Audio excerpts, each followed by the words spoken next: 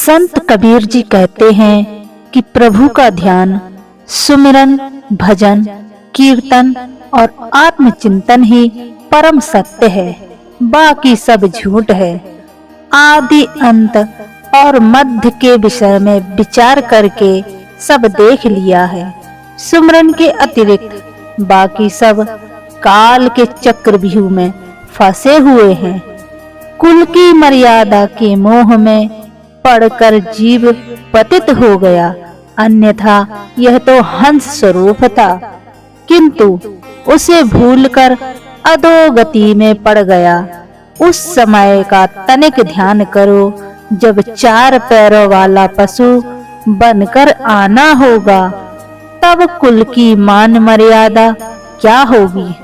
अर्थात अभी समय है, शुभ कर्म करके अपनी मुक्ति का उपयोग करो। सार तत्व को जाने बिना यह जीव प्रलय रूपी मृत्यु चक्र में पड़कर अत्यधिक दुख पाता है। माया रूपी धन संपत्ति और पंच तत्वों में मिल जाएगा और धन संपत्ति पर किसी अन्य का अधिकार हो जाएगा।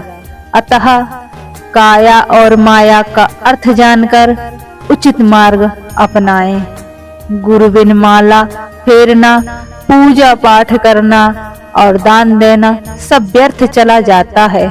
चाहे वेद पुराणों में देख लो, अर्थात गुरु से ज्ञान प्राप्त किए बिना कोई भी कार्य करना उचित नहीं है।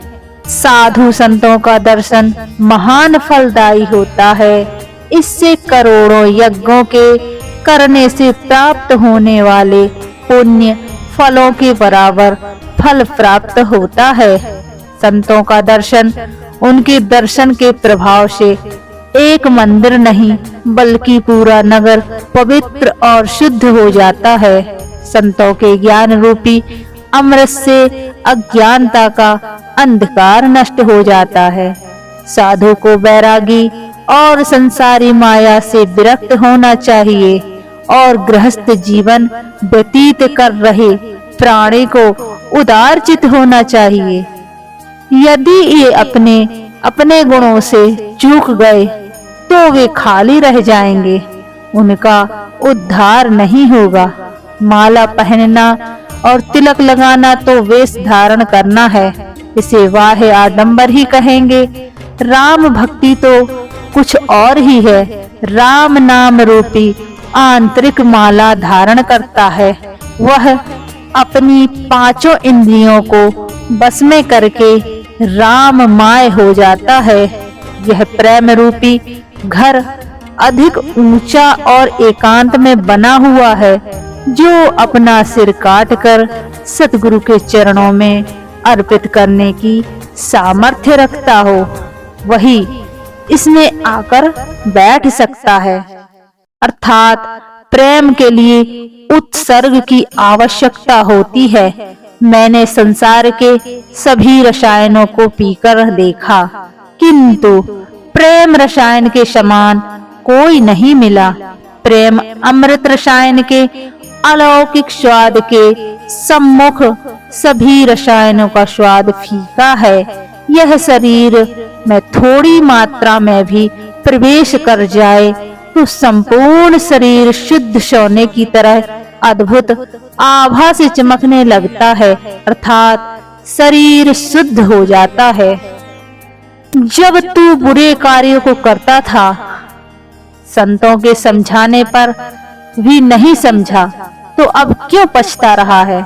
जब तूने कांटों वाले बबूल का पेड़ बोया तो बबूल ही उत्पन्न होंगे, आम कहां से खाएगा। अर्थात जो प्राणी जैसा करता है, कर्म के अनुसार ही उसे फल मिलता है। संपूर्ण संसार स्वार्थी है। स्वार्थ की धोखाधड़ी में ही जीव मरता रहा और संसारी माया के बंधनों में जकड़ा रहा।